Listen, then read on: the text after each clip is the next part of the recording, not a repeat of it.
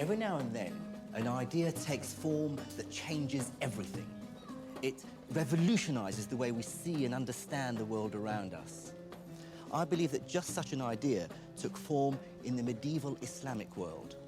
It's the idea that everything, from the stars above to the workings of our own bodies, is not arbitrary or whimsical, but subject to certain systematic rules. And what's more, that we humans can work out what those rules might be. And then we can refine and test our theories through observation and experiment. In other words, it's the idea we now call the scientific method.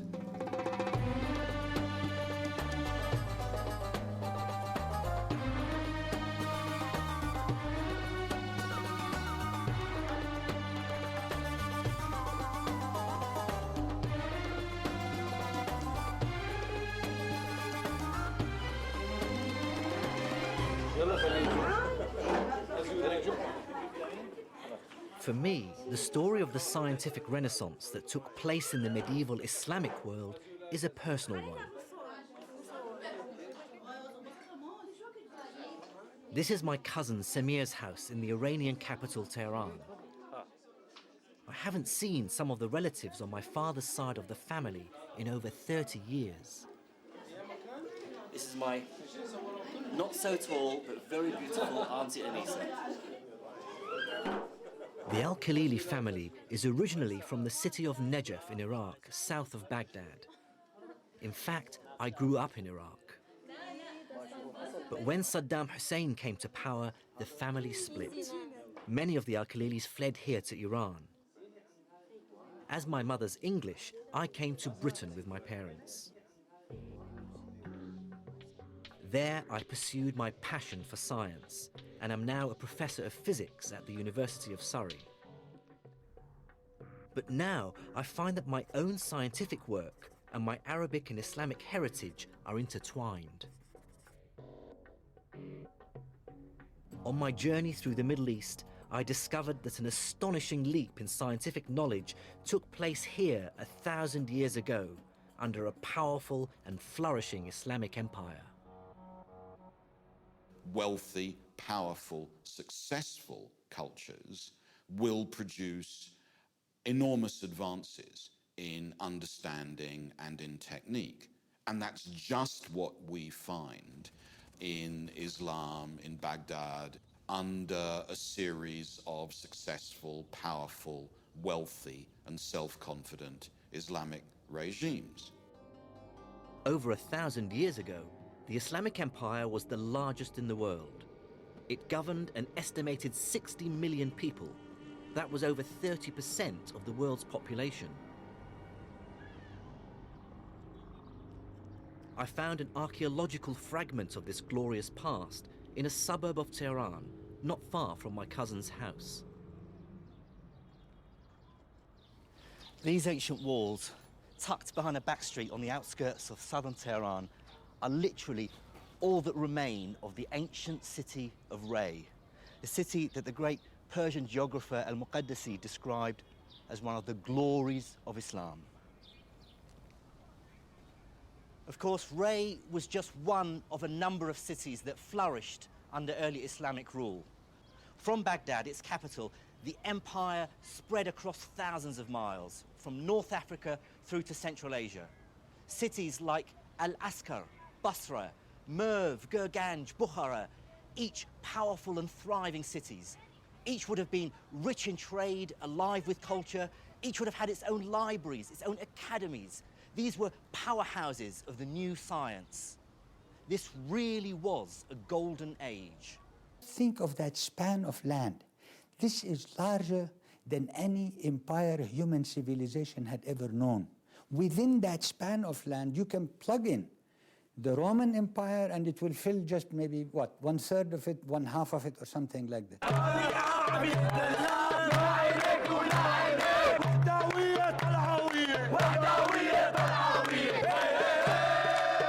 Reminders of this great Islamic empire are everywhere in the Arab world today.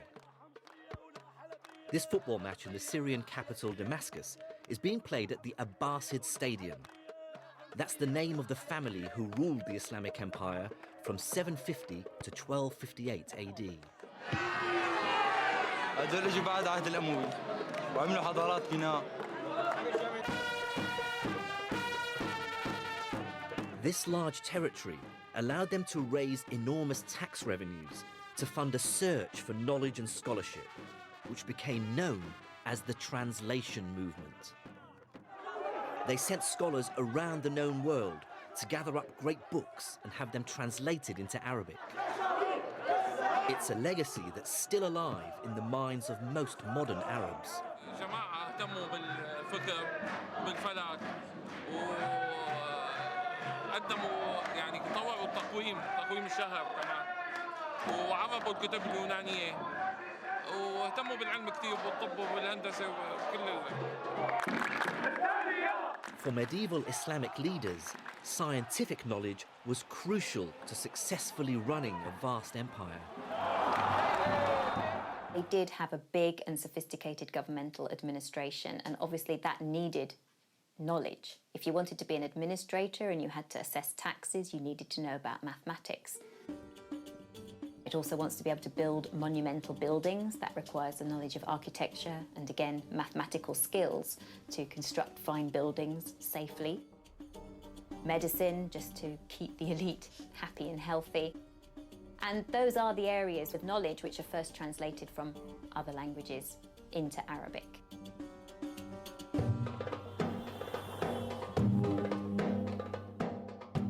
The legacy of the medieval Islamic Empire is scattered across a vast region.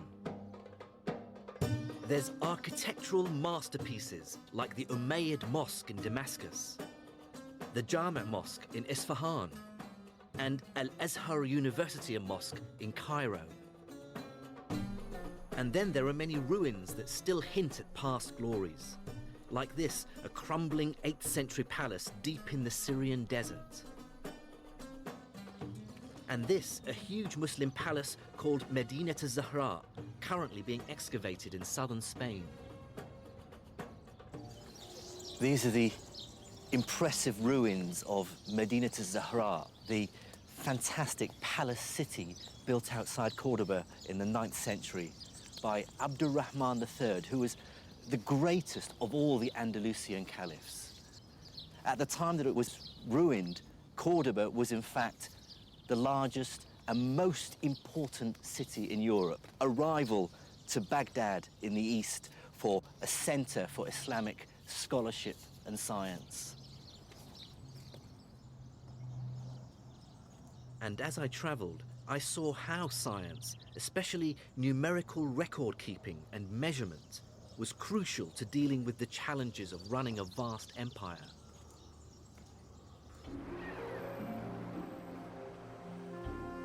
This is the mighty river Nile as it flows through the Egyptian capital, Cairo. Since antiquity, its unpredictable floods have determined the fate of Egypt's people, bringing years of lean and plenty. By the 8th century, Cairo was part of the Islamic Empire, and the new rulers took the first step to understanding this mighty river in a scientific way. They built a device to measure it.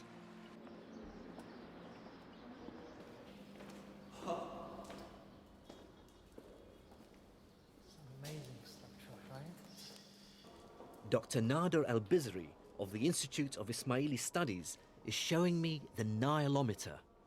It's basically a huge colonnade that was built in a chamber connected by tunnels to the river. As the water rose or fell, its height could be read from the central column. The central colonnade here is ultimately a measuring instrument. It is very precise. It's almost 1 inch between a marking and another. Presumably they need to know seasonal variations in the height. And to try to have some sort of record so that they could measure against certain years, where a year was known for a high level of flood versus another year known for its drought. Then they might perhaps take some precautions. Yes. The data collected from the Nilometer did have one practical use. By creating an objective record of the river's behavior, it allowed the rulers of the time to calculate how much tax to levy on Egypt's farmers. But whatever its uses, what I love about the Nile Ometer is how it shows that to understand the world, you have to build devices to measure it. If you think very hard, it's never obvious that measurement can make sense of the world around us. The world appears, as a Western philosopher once put it, like a buzzing, blooming confusion. And the idea that we as a group have tools which are reliable, which have sufficient integrity, which have an intellectual grip that can make sense of the basic phenomena we see around us, that's an astonishing idea.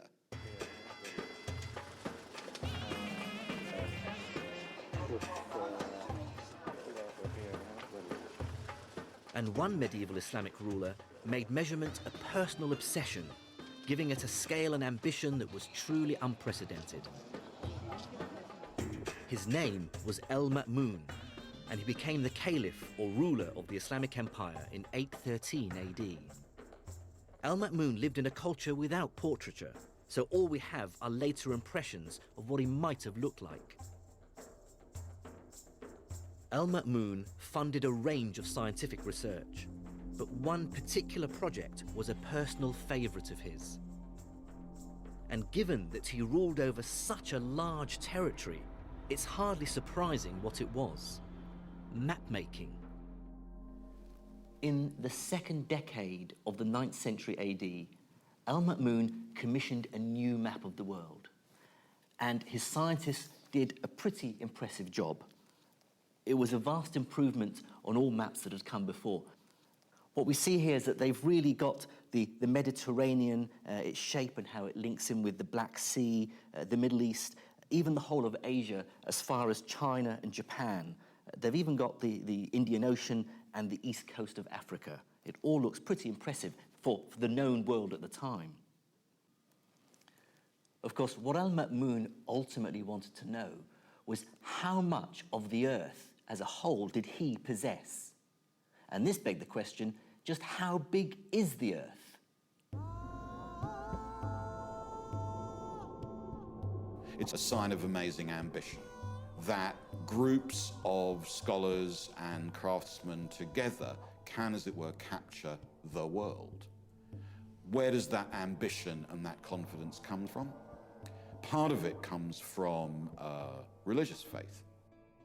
Because the world was made by someone a bit like us, but much smarter, if we're smart enough, the thought was, we could probably make sense of a bit of what he did.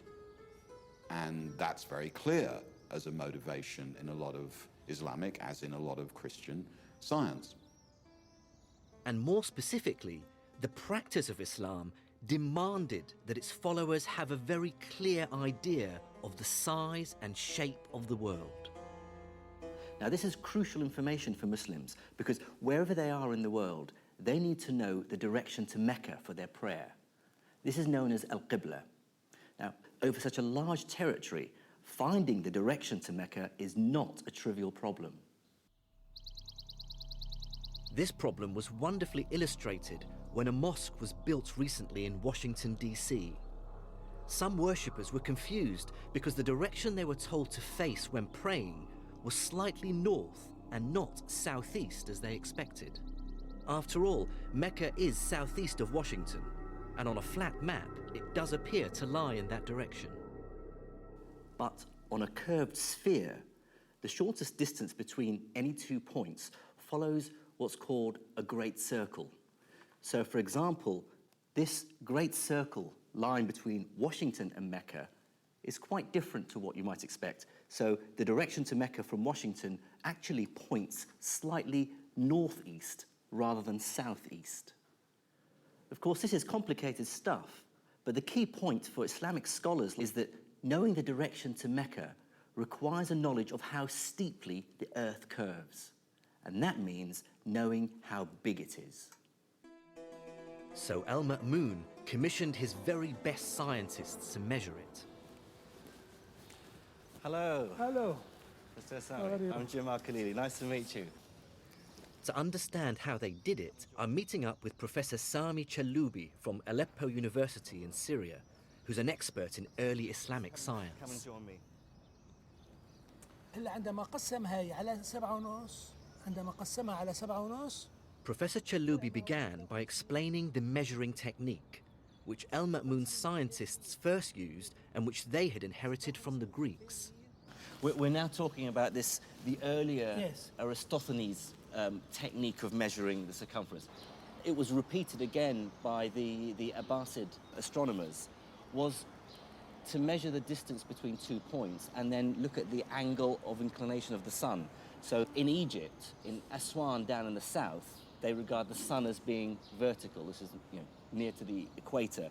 And they worked out how far away from the vertical the sun was if they measured it from the north of Egypt in Alexandria, which is on the Mediterranean coast. El Ma'mun's astronomers repeated the Greek experiment in Syria and Iraq by measuring the angle of the sun in the sky at noon at one known location. They then walked due north to a second location, carefully measuring the distance they travelled. At the second location, they once again measured the angle of the sun at noon. This angle would have been slightly smaller than the first one. With these figures, El Ma'mun's astronomers were able to estimate the Earth's circumference. They got a value of 24,000 miles, within 4% of the correct value. Not bad, you might think, but this method was flawed and ultimately unreliable. The main problem with it was that measuring the distance between two locations was incredibly difficult. It could only be done by the unreliable method of counting paces as you walked through the burning desert. A more reliable and sophisticated method for estimating the Earth's size was needed. And 2 centuries after El Ma'mun died, it came. What made it possible was a great leap of imagination, and the fact that by 900 AD, much of the world's mathematical knowledge had been translated into Arabic, so scholars could scrutinize and improve on it. Out of this obsession with scholarly learning came a true mathematical visionary, Abu Rayhan Muhammad ibn Ahmed El Biruni. And like all Islamic scholars of the time, El Biruni was obsessed with the science and mathematics of the ancient Greeks, Babylonians, and Indians. And because of the success of the translation movement, he had literally on his desk the great work on geometry by Euclid, Ptolemy's Almagest, the Indian text, the Sinhind, and the famous work on algebra by Al-Khwarizmi. Professor Chaloubi has brought along the book in which El Biruni describes how he combined algebra and geometry with some very simple and practical measurements to solve the epic problem of how to calculate the size of the Earth. بيروني the text from This is his القانون المسعودي. The Mas'udi canon. Yes. This is Biruni's canon, which I've been trying to get hold of, where he describes this fantastic experiment. And, oh, you found the page? Yes. Having read El Biruni's description of how to estimate the size of the world, I wanted to try it for myself. First, he had to find a fairly high mountain from the top of which he could see a flat horizon. In this case, the sea. What I love about this story is that with a few simple measurements around this small mountain peak, you can work out the size of the whole world. El Biruni's first step was to work out the height of the mountain. He did this by going to 2 points at sea level, a known distance apart, and then measuring the angles from these points to the mountaintop. So, to measure the angle to the mountaintop, Biruni had to use a device like this called an astrolabe. It's basically a giant protractor. It has the angles in degrees marked around the outside and a pointer to help him determine his line of sight. So if we try now and determine the angle to the top, it has to hang freely And then, okay, so if you let it hang. I'd like to stress, if you haven't noticed already, that Al Biruni would have made his measurements more meticulously than I am. He did them again and again to get consistently reliable results. Okay, that's about it. And that is 24.5 degrees. Okay, so now we've determined one angle. We now have to go and pick our second spot along the beach.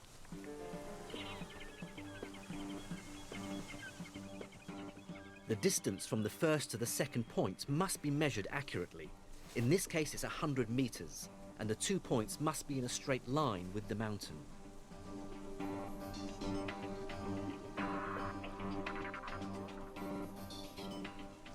I measured the second angle to be about 26.5 degrees, and now had enough information to calculate the height of the mountain. Using trigonometry and algebra, Al Biruni used a formula that relates the height of the mountain to what are known as the tangents of the angles he measured. Using my measurements, I get a figure for this mountain of about 530 meters. I now need only one more measurement to get the size of the Earth. And to get that, I have to climb to the top of the mountain. What Biruni did next was measure the angle of the line of sight to the horizon as it dips below the horizontal. So we're going to try and reproduce that. So if you can lift it up so that it's hanging, and if I locate the horizon, okay, which is about 0.5 degree, which is about the value that Biruni got. Now here's the really ingenious part. Biruni had measured 4 quantities, 3 angles and a distance. He used 2 of the angles and the distance to work out the height of the mountain. Al Biruni now had everything he needed. In essence, Al Biruni imagined a huge right-angled triangle which has as its 3 corners the mountaintop, the horizon, and the center of the Earth. Trigonometry told him that the angle he had measured and the height of the mountain are related to the radius of the Earth, and algebra allowed him to calculate it. With this formula, Biruni is able to arrive at a value for the circumference of the Earth that's within 200 miles of the exact value we know it to be today, about 25,000 miles. That's to within an accuracy of less than 1%, a remarkable achievement for someone 1,000 years ago.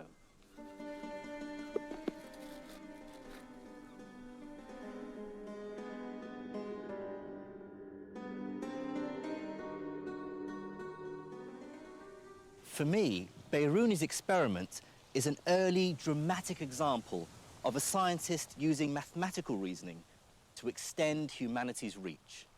He really pushes the idea that abstract geometrical rules governing idealized shapes like perfect circles and triangles can help us to comprehend the real world. Einstein used precisely the same approach, admittedly with much more advanced mathematics, when he developed his general theory of relativity almost 1,000 years after Biruni. But both Einstein and Biruni were united by a single common idea. With mathematics, humanity can embrace the universe.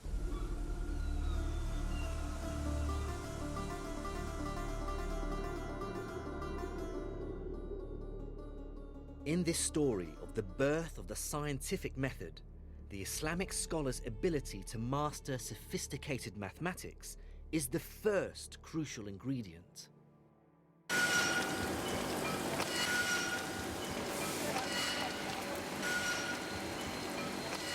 The second crucial ingredient is the use of experiments in science. Without experiment, theory remains meaningless and sterile.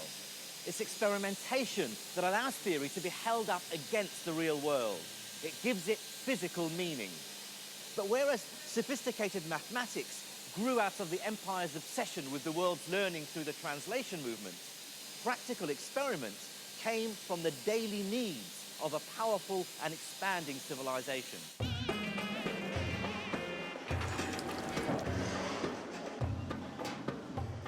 The driving force of the expanding medieval Islamic Empire was trade.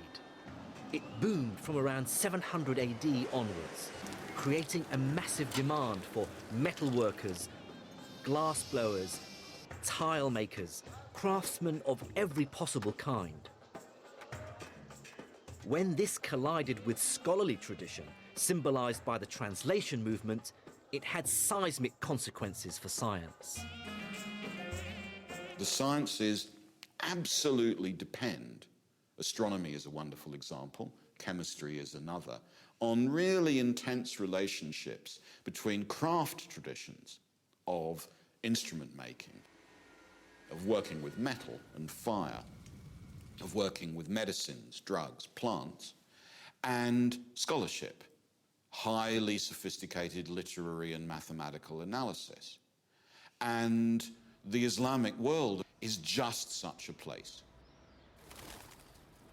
By around 800 AD, the great cities of the Islamic Empire dominated the world's trade. To its markets came silks, spices, drugs, fruit, perfumes and gold, from as far afield as India and China in the east and Spain in the west. Anything that could be traded was.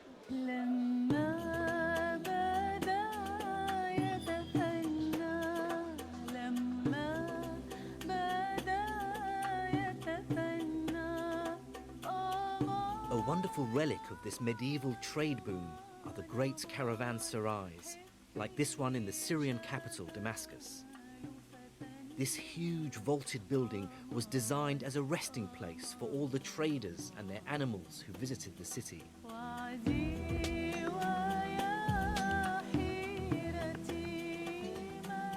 On their ground floors were wide spaces for animals and goods. And above, there were rooms for the rich merchants to refresh themselves before another day of haggling.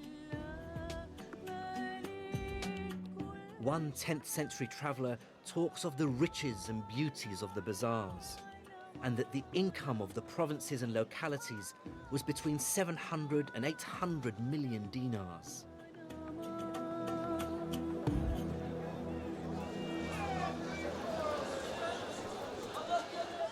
Markets like this in the Egyptian capital Cairo still capture the intensity of medieval trade. And still surviving in the modern world of the internet and the mobile phone is a fantastic example of how traders 1,000 years ago communicated across a vast empire.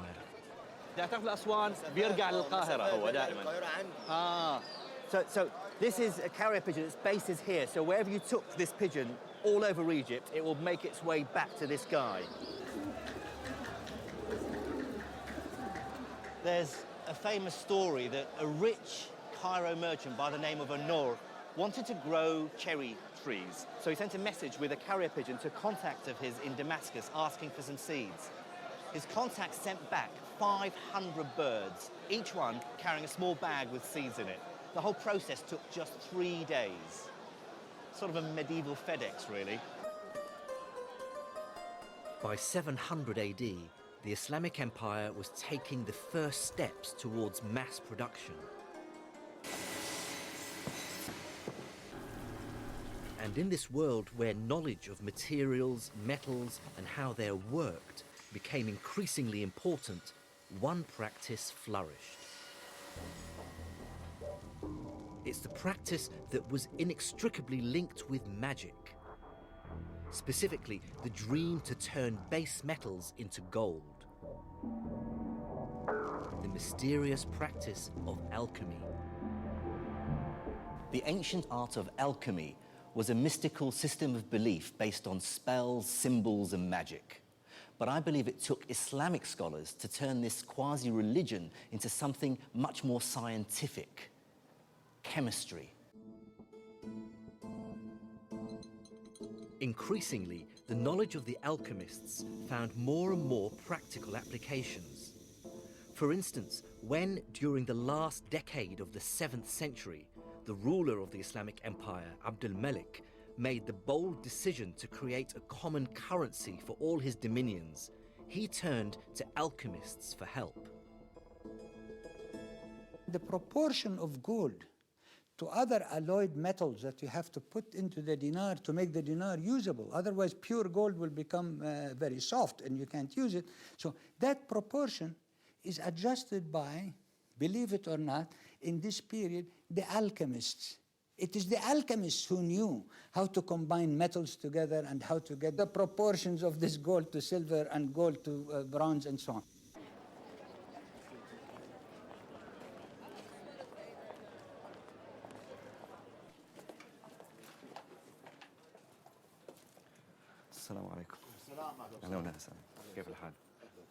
I hunted down tangible evidence of the skill of medieval Islamic alchemists in the old markets in the Syrian capital, Damascus.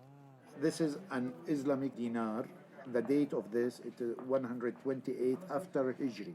So the middle of the 8th century, almost 740s. This 1,300-year-old coin, made of an alloy of different metals, isn't just durable. It's also malleable enough to be inscribed with intricate Arabic writing. No God instead of Allah. Coin making is one of the many examples of how the practical needs of a booming economy began to turn the magical practice of alchemy into modern chemistry. What's striking about chemistry in the medieval Islamic world is the sheer quantity of manuscripts that deal with the subject. There are literally thousands that survive, dealing with subjects as varied as metallurgy, glass making, tile making, dyeing, perfumery, weaponry. There's even a description on how to distill alcohol. All this activity clearly points to a bustling economy, with consumers, soldiers, engineers, architects, all demanding innovation and all demanding new technology. A great example of applied chemistry in the medieval Islamic world was the manufacture of soap.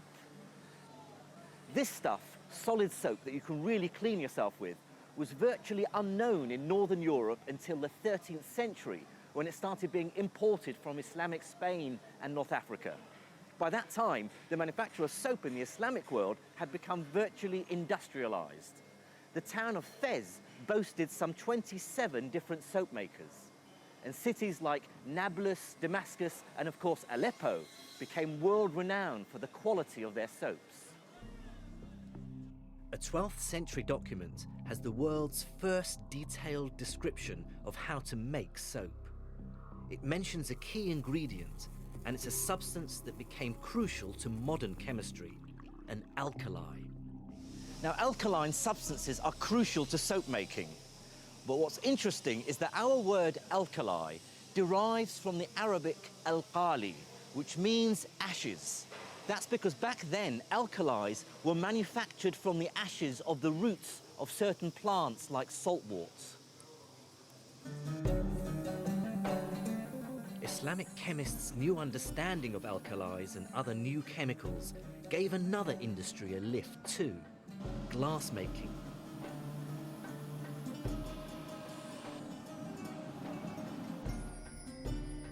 The Islamic chemists discovered that they could change the color of glass using newly discovered chemicals like manganese salts. And they built industrial furnaces, some several stories high, to manufacture glass in huge quantities. The legacy of their skills can still be seen in beautiful stained glass windows. Islamic chemists also developed many other colors, pigments and dyes, using their new alkalis and metals like lead and tin.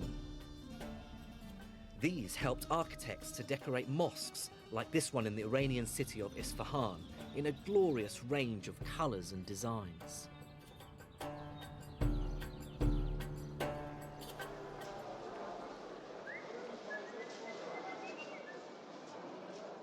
Chemistry was also driven by the booming market in perfumes.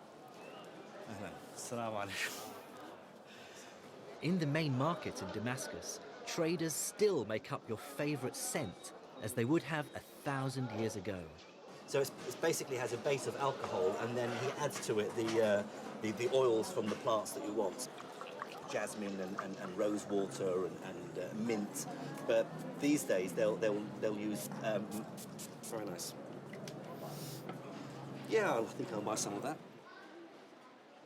Perfumiers pushed chemists to come up with ever more ingenious techniques for extracting subtle and fragile fragrances from flowers and plants. They responded by refining and really establishing a technique that all chemists would instantly recognize today: distillation. Many of the techniques originate with Islamic scholars or even earlier.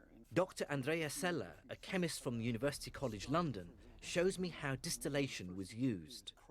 Distillations would have been done in devices sort of related to these. This is what's now called a retort, and we don't really use them anymore, but retort comes from the word to bend. In other words, a flask which has been bent over, and that's crucial. Well, many of the techniques... The shape means that a gas produced in the flask is forced to condense in the spout, and it's the main way of extracting scents from flowers and plants. Now, the idea here is that you heat at this end and you collect at the other. And so we should actually take a look and see if we can do a quick distillation with rose petals. First, we need to just put in a little bit of water. The water and steam will essentially control the temperature. What we don't want is for this to get too hot. The trick with this kind of distillation is to use heat to release the scent molecules, but at the same time making sure that these delicate substances aren't destroyed in the process. You actually use the steam to control the temperature, and the steam will carry those smells over. You can see the liquid coming up, condensing in the long tube. And there is already liquid coming over. Through, yeah. And that should be carrying with it some of the sort of rose water smell. Yes, you can really smell it. This picture shows a 14th century perfume distillery. Middle Eastern perfumes were known to have been sold as far away as India and China. The Islamic chemists also played a pivotal role in another more gruesome industry: weaponry. Historical records during the Crusades talk in terrified tones of how the Muslims would attack the Christians with burning missiles and grenades, striking fear into the hearts of the defenders. Many of these use a substance known as Greek fire. Islamic chemists improved on Greek fire by using and refining a naturally occurring resource: petroleum. They developed the idea of distilling petroleum, or naft, to create a lighter, extremely flammable oil, which they mixed with other volatile chemicals to make them burn furiously. And the result was clearly terrifying. What all these medieval Islamic texts on chemistry have in common is their great attention to detail, which is clearly based on careful experimentation. In fact, the whole idea of a laboratory where chemical and industrial processes can be tried out really takes hold at this time. The ingenuity of medieval Islamic chemists is impressive. But I wanted to know something deeper. What contribution did they make to our modern understanding of the principles behind chemistry? This is the centerpiece of modern chemistry, the periodic table. It lists all the known elements. Its key idea is to group substances with similar properties together. On the far right, for instance, are the inert gases. On the far left are the volatile metals. The periodic table is a triumph of classification, giving scientists a way of organizing their knowledge of the material world. Classification is simply a way to think clearly. I mean, what you need when you have some ideas about how the world works is that gives you a kind of schema, and you chop the world up into categories. And that actually helps you to understand, to make sense of what's around you. People had been trying to classify the material world since ancient times. The Greeks, for instance, thought there were just 4 worldly elements: air, earth, fire, and water. But this idea was a philosophical one and had little practical value. And that's what medieval Islamic chemists really changed. They used experimental observations to classify the stuff the world is made of. At the forefront of this was a medieval Islamic doctor and chemist called Ibn Zakaria al-Razi, who was born here in the city of Ray, just outside the Iranian capital Tehran, in 865 AD. Al-Razi's classification was very different from the Greek one. He argued, for instance, that minerals, roughly stuff we dig out of the ground, should be classified into 6 groups, depending on their observed chemical properties. The same guiding principle that lies behind the modern periodic table. Now, what I've done is I've brought materials from his classification scheme. And we have here what he called the spirits. We have the metallic bodies, we have the stones, then we have the atriments, the salts, and finally the boraxes. Each of Al-Razi's groups had a profoundly different experimental behavior. For instance, spirits were flammable. The metals were shiny and malleable. Salts dissolved in water. Of course, these classifications are not the way we do it today. But the point is that for the first time, Al-Razi was grouping substances on the basis of experimental observations, not philosophical musings. We've come over 1,000 years since the work of Al-Razi. What sort of debt does modern chemistry owe to him for his classification? Well, I think with Razi we start to see the first classification which really leads on to further experiments, the first schema which allows people to start doing rational work. And so really he lies at the start of almost formal chemistry, which ultimately leads to our periodic table.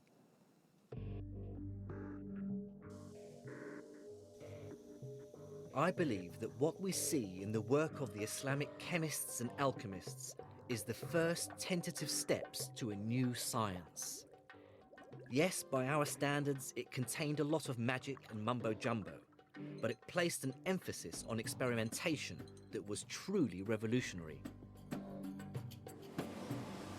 But bigger and better was to come, because Islamic mathematics and the experimental techniques of Jabir ibn Hayyan and Al-Razi were about to be welded together in a completely innovative way that would revolutionize their work and create the modern scientific age. Until the 9th or 10th centuries, ideas about science and how the natural world worked were dominated by the Greek philosopher Aristotle, and they were very different from ours today. He believed that mathematics was concerned only with an abstract world of perfect forms, of idealized shapes like circles, squares, and triangles. It had no power to explain what we observe in the world around us, a world characterized by irregular, wonky shapes and constant change. Physics is a Greek word meaning the science of change. And for the classical Greek tradition, there was a strong sense in which the science of change was in contradiction with mathematics. Mathematics dealt with perfect knowledge, with the unchanging world of mathematical forms. And it seemed in principle extremely unlikely that processes of coming into being and passing away, of growth and of decay, of qualitative change, could be captured with the beauties of geometry and mathematics. The story of how humanity shook off this idea and began to see that mathematics is actually an incredibly powerful way of describing the world around us is long and complicated. But for me, Islamic scientists played a crucial role. And I believe one man really led this movement to turn mathematics from a language of abstract thought into a truly practical science. He was, like me, from Iraq, and his name was Ibn al-Haytham. What Al Haytham and his contemporaries argued for was the possibility, in a way, of a single science, which would be both mathematical and philosophical, which would link together a physics, a science of change, with a mathematics, a science of quantity. And that seems to me to be radical and crucial for the construction of new forms of reliable knowledge. Ibn al-Haytham was born in 965 AD in the southern Iraqi town of Basra, and other scholars regarded him as a prodigy. He shot to scientific fame just after the turn of the first millennium and was an incredibly innovative and brilliant scholar. His reputation as an intellect spread throughout the empire. But it was this reputation that would almost cause him to lose everything when he took up the poisoned chalice of trying to tame one of the world's greatest rivers.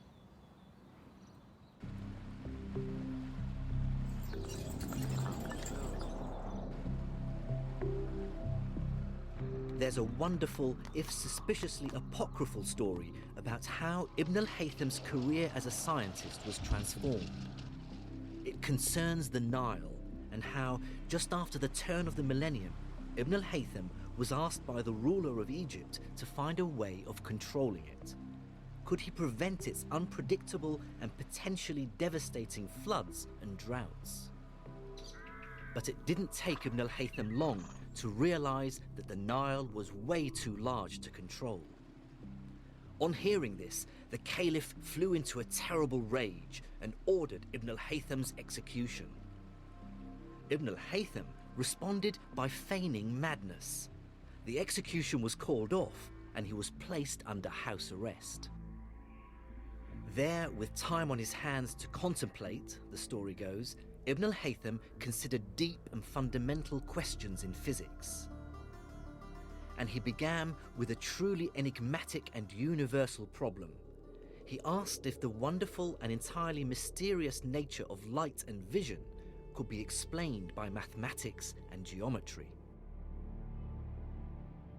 Under house arrest, or perhaps here in the rooms of Al-Azhar University in Cairo, Ibn al-Haytham carried out a series of experiments that created the modern science of optics.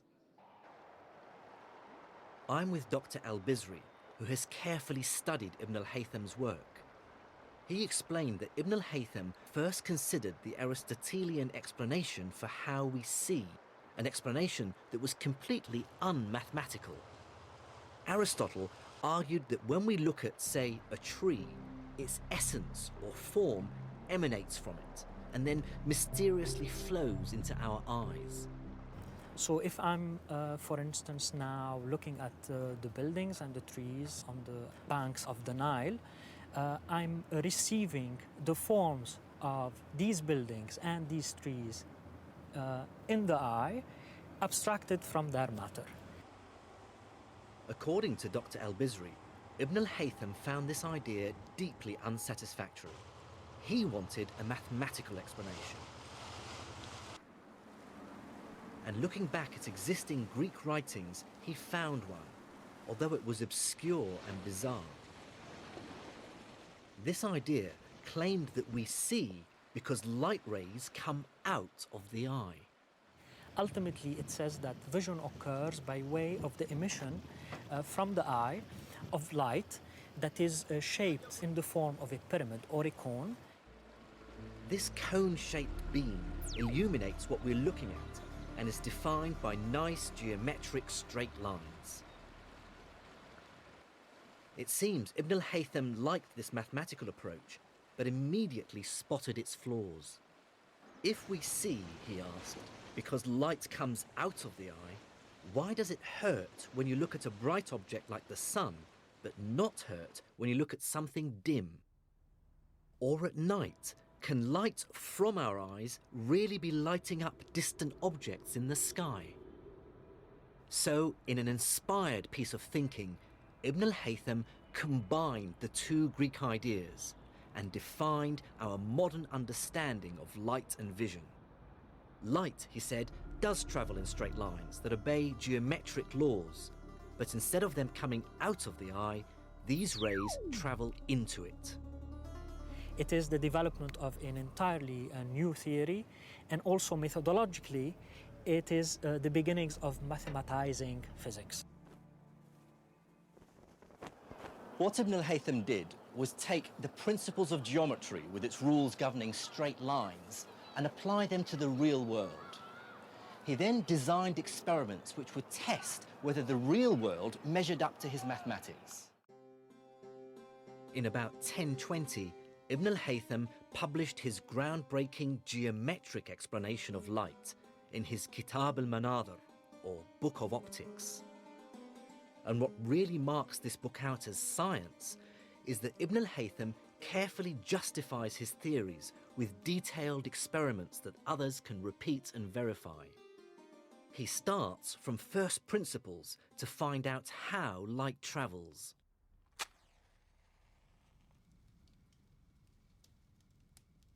For his first experiment, Ibn al-Haytham wanted to test the idea that light travels in straight lines. Now, to do this, he took a straight tube on which he'd drawn a straight line down the side and a ruler, again with a straight line down the length of it. And by matching the two together, he was convinced then that the tube was straight. Now, if he uses it to look at an object, in this case a candle, he can see the candle through the tube, which is good evidence that the light is travelling up in a straight line. But just to be sure, he then blocked the end of the tube. And then, by looking at the candle again, of course, he can't see it, because what this does is confirm that the light doesn't travel to his eye via any other route in a curved path outside the tube, proof that light only travels in a straight line. Now, this might sound quite trivial and obvious to us, but Ibn al-Haytham was starting from first principles.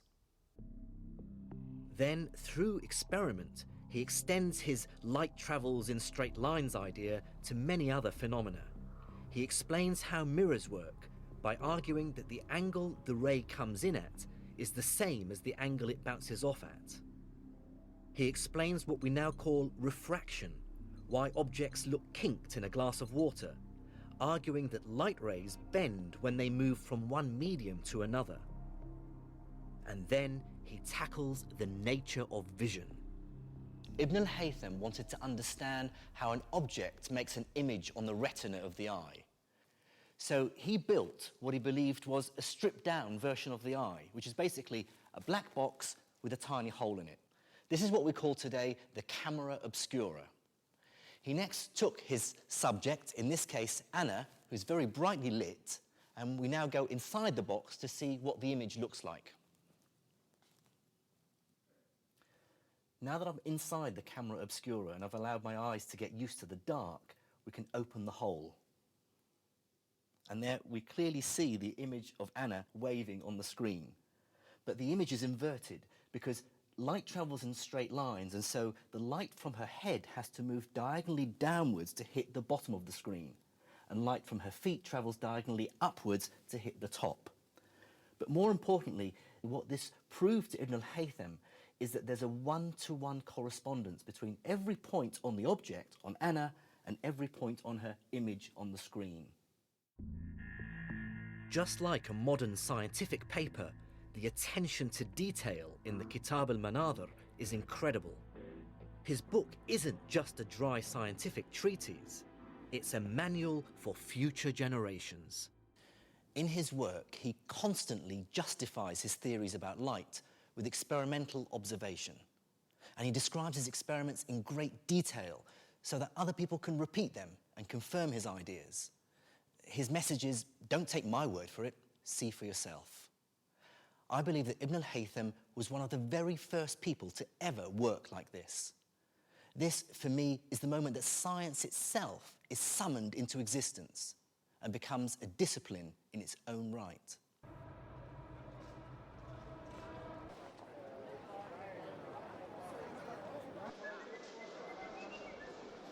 What I find so impressive about Ibn al-Haytham is how once he arrives at his mathematical theories, he then uses them to extend our knowledge of the real world. So, for instance, he used his new ideas about light to deduce that the Earth's atmosphere is of a finite thickness, and he even estimated what that thickness is. He did it basically by measuring how long twilight lasts. He rightly assumed that the reason it continues to be light after the sun has dropped below the horizon must be because its rays bend as they enter the Earth's atmosphere. The length of twilight and an educated guess for what we today call the air's refractive index gave Ibn al-Haytham a way of estimating the thickness of the Earth's atmosphere. He came up with a figure of around 40 kilometers, about half of the modern value. That's pretty impressive. It really shows how mathematics extends the power of science to explain.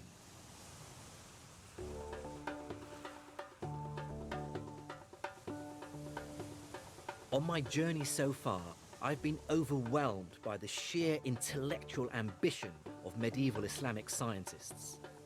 When their leaders asked them to find out the size of the world, scholars like El Biruni used mathematics in startling new ways to reach out and describe the universe.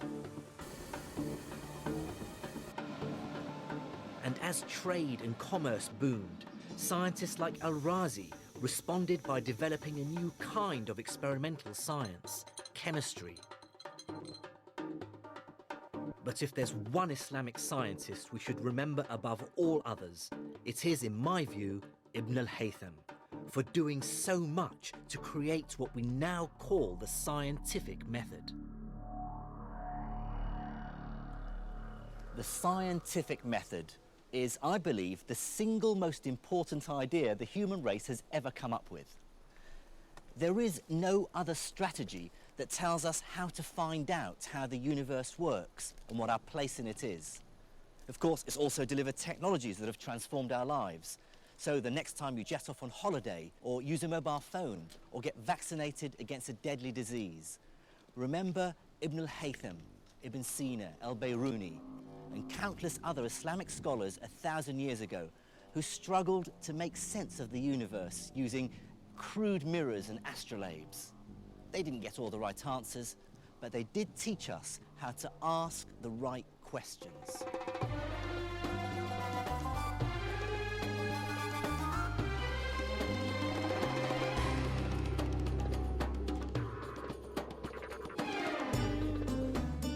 In the next episode, I travel to Syria and northern Iran to find out about the great Islamic scientists who revolutionized astronomy, making it a truly modern science. And I'll also discover how the man many consider to be the father of the European scientific renaissance, Copernicus, borrowed from Islamic astronomical theories. And I'll unravel the mystery of how the golden age of Islamic science came to an end. And there's more from Science and Islam next week. Next night, plunging right into the thick of it with more biting comedy.